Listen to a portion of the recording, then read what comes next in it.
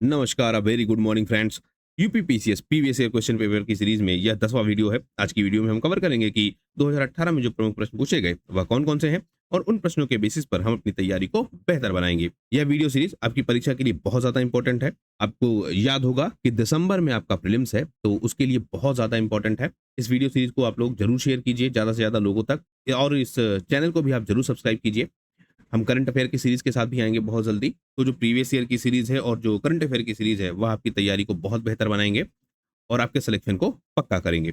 हम यहाँ पर 2 से 3 प्रश्न डिस्कस करते हैं और उन 2 से 3 प्रश्नों में ही जो डिटेलिंग है उसकी, उसको समझ लेते हैं, जिससे अगर अगली बार वह प्रश्न पूछा जाए या फिर उस एरिया से प्रश्न पूछा जाए, तो हम उसको आसानी के साथ अटेम्प्ट कर पाएँ। प्रश्न पूछा है, कथन पूछा है, किससे संबंधित है? वनस्पति जलवायु का सही सूचक है, यानी एनवायरनमेंट। अब इसका मतलब यह कि एनवायरनमेंट में जो प्रमुख कथन है वह हमको ध्यान में रखने होंगे। किसने कहा है? अब ऐसे प्रश्न भी बनेंगे। तो वनस्पति जलवायु का सही सूचक है, यह शब्द किसने कहा है या फिर यह कथन किसका है, यही आपसे पूछा है। तो इसका सही आंसर क्या हो गया? कोपेन का। कोपेन बहुत फेमस है एनवायरनमेंट के केस में, तो यही इसका सही आंसर है। देख लेते हैं इसको हम डिटेल से। कोपेन की अगर हम बात करें तो इनका पूरा नाम क्या है? एक तो व्लादिमीर कोपेन। एक क्या है? जर्मनी के मौसम विज्ञानी है। यह कहते हैं कि जो कोई भी एरिया है, कोई भी क्षेत्र है, उसकी जो प्राकृतिक वनस्पति है, वहाँ की जो नेचुरल वेजिटेशन है, वह दरअसल बताती है कि वहाँ की जलवायु कैसी है। यानी वहाँ पर जो टेम्परेचर है, वह सही है या नहीं है।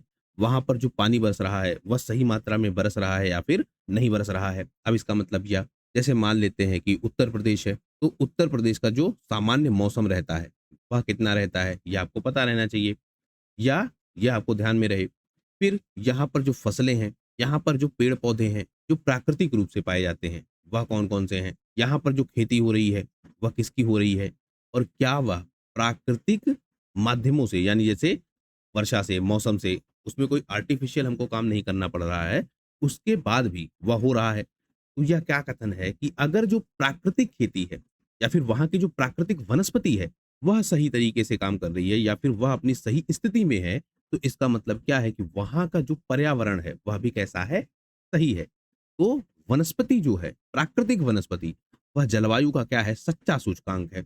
इन्होंने जलवायु वर्गीकरण दिया है और 1900 के दशक में यह आया था, यानी 1900 में यह आया था। बाद में इसमें संशोधन भी हुए हैं, लेकिन 1900 में बेसिकली आया था। इससे पहले हम देखते हैं कि 1874 में एक और वैज्ञानिक है, इनका नाम है एचडी कैंडोल।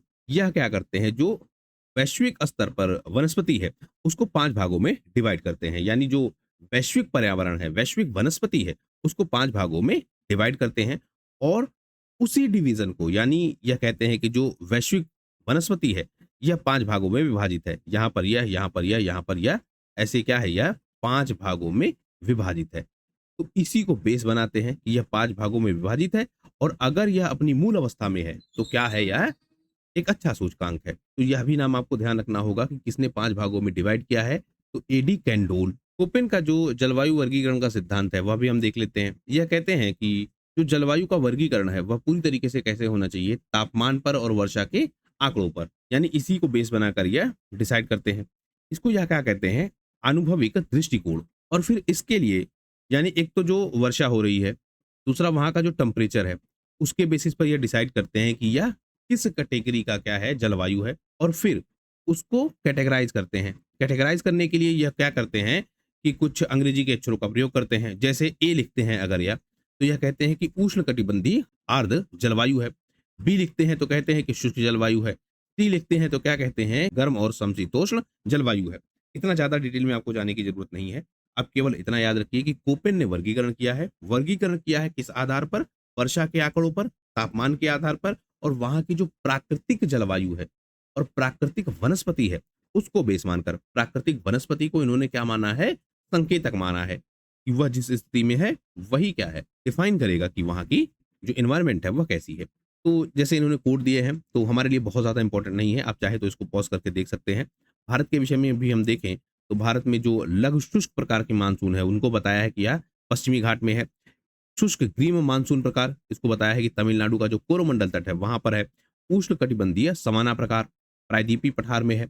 अर्ध शुष्क स्टेपी प्रकार, यह इन्होंने कहा है कि जो राजस्थान के कुछ हिस्से हैं, पंजाब है, हरियाणा है, वहाँ पर है। मरुस्थलीय प्रकार पश्चिमी राजस्थान और थार का जो मरुस्थल है वहां पर है। शुष्क शीत ऋतु वाला मानसून, गंगा का विशाल मैदान, पूर्वी राजस्थान और असम का क्षेत्र, लघु ग्रीष्म और ठंडी आर्द्र शीत ऋतु, अरुणाचल प्रदेश, ध्रुवीय प्रकार जम्मू कश्मीर, लद्दाख, हिमाचल प्रदेश और उत्तराखंड। तो यह इन्होंने कैटेगराइजेशन बताया है। यह नहीं पूछेगा, आपको केवल कथन याद रखना है और कैटेगरी किस तरीके से इन्होंने डिवाइड की है वह याद रखना है, बेसिक प्रिंसिपल क्या है। इसी तरीके से जो अदर ऑप्शन है उनको देख लेते हैं। जैसे थानथ्वेट है। थानथ्वेट क्या है? अमेरिका के एक वैज्ञानिक है। यह बताते हैं कि जो जलवायु वर्गीकरण है वह कैसे होना चाहिए, वर्षण प्रभावशीलता पर और तापीय दक्षता पर यानी थर्मल इफिशियंसी पर। तो आधार किसने किसको माना है, यह प्रश्न है। फिर भारत की बात करें तो इन्होंने जो कोपेन का वर्गीकरण है उसको काफी इजी किया, उसमें कुछ संशोधन किए, तो उन्हीं से कनेक्टेड है। स्टैम्प्स की बात करें तो ये ब्रिटेन के हैं, पहली चीज तो यह। और इन्होंने भी क्या किया कि जो भारत की जलवायु है उसके वर्गीकरण को इन्होंने उपयोग पर डिवाइड किया, यानी किस तरीके से उपयोग हो रही है।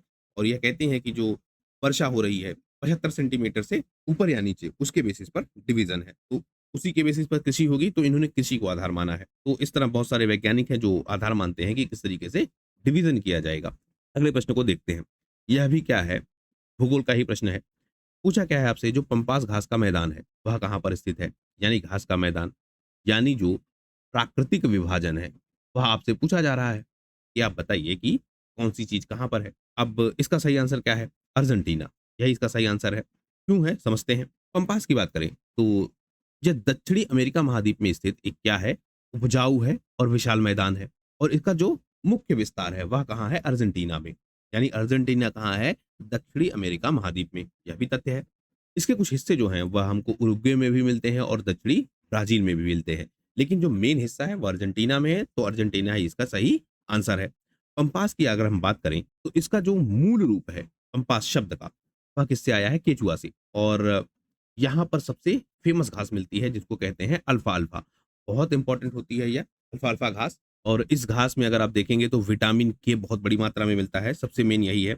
विटामिन सी भी इसमें मिलता है, विटामिन ए भी मिलता है, लेकिन विटामिन के यह बहुत इंपॉर्टेंट है, हो सकता है कभी पूछे कि अल्फा अल्फा घास में कौन सा विटामिन मिलता है, तो विटामिन के किसके लिए इस्तेमाल होता है, खून का थक्का जमाने के लिए, यानी जो आपका खून बहता है फिर बंद हो जाता है, जम जाता है, तो उसके लिए कौन सा विटामिन जिम्मेदार है, विटामिन के। तो अल्फा अल्फा घास में यह मिलता है।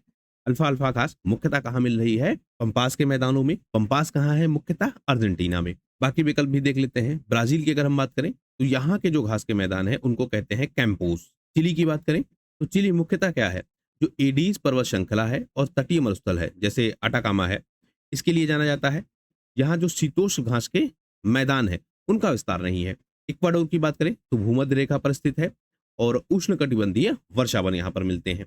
पंपास को अर्जेंटीना का हृदय भी कहा जाता है। प्रेरी को दुनिया की रोटी की डलिया कहते हैं, क्योंकि यहाँ पर जो गेहूं का उत्पादन है वह सबसे ज्यादा होता है। तो पंपास को अर्जेंटीना का हृदय कहते हैं, तो पंपास अर्जेंटीना से ही कनेक्टेड है, यह आपको ध्यान रहेगा। प्रेरी की बात करें तो दुनिया की रोटी की डलिया कहलाता है। घास के मैदान है, इनका वर्गीकरण है, तो मुख्य रूप से इनका जो वर्गीकरण है वह दो कैटेगरी में किया जाता है। एक उष्णकटिबंधीय घास के मैदान और एक शीतोष्ण कटिबंधीय घास के मैदान। ट्रॉपिकल ग्रासलैंड और टेम्परेट ग्रासलैंड, दो डिवीजन है। ट्रॉपिकल कौन सा है, जो भूमध्य रेखा के पास में है, यानी जो भूमध्य रेखा है 0 डिग्री है उसके पास है, और आपकी जो कर्क रेखा है और आपकी जो मकर रेखा है उसके बीच में कौन सी घास मिलती है, उष्ण कटिबंधीय घास के मैदान।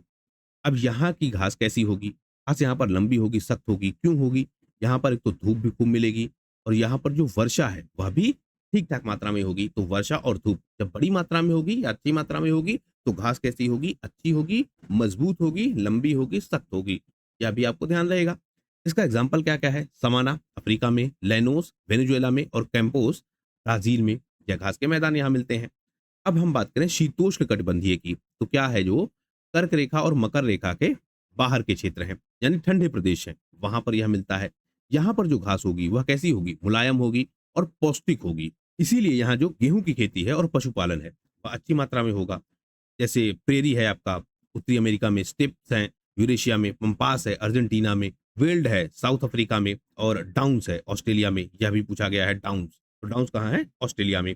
अब यह प्रश्न पूछा भी क्यों था, पूछा इसलिए भी था क्योंकि जो करंट अफेयर है वहां से यह कनेक्टेड था। उस समय बहुत ज्यादा आग लग रही थी, पंपास के जो घास के क्षेत्र हैं वह सूखे से प्रभावित भी थे, तो लगातार जो परिस्थितियां थी वह काफी बदल रही थी, तो वहां से प्रश्न इसने पूछ लिया। अब जो घास के पैदान है वह कितने प्रकार के होते हैं और मुख्यतः वह कहाँ पर मिलते हैं, यह भी देख लेते हैं क्योंकि यही पूछा है। तो यह क्या है, आपके शीतोष्ण वाले हैं यहाँ तक, और यह है आपके उष्णकटिबंधीय। तो उष्णकटिबंधीय में दो याद रखेंगे, एक सवाना और एक लैनोस। दोनों इंपॉर्टेंट है, सवाना बहुत इंपॉर्टेंट है। सवाना मिलेगा आपको पूर्वी अफ्रीका में, केन्या और तंजानिया में, और इसे कहते हैं बड़े शिकारों की भूमि। लैनोस की बात करें तो यह मिलेगा आपको वेनेजुएला में और फिर कोलंबिया में। तो ही क्या है, उष्णकटिबंधीय। शीतोष्ण की अगर हम बात करें तो पिररी मिलेगा आपको नॉर्थ अमेरिका में, और इसे क्या कहते हैं, विश्व की रोटी की टोकरी। स्टेप्स की बात करें तो यह कहाँ है, यूरेशिया में, यानी यूरोप और एशिया में। यूक्रेन और रूस का क्षेत्र इसमें शामिल है। वेल्ड की बात करें तो शीतोष्ण यह भी है, साउथ अफ्रीका में मिलेगा। टाउन्स की बात करें, अभी हमने देखा ऑस्ट्रेलिया में।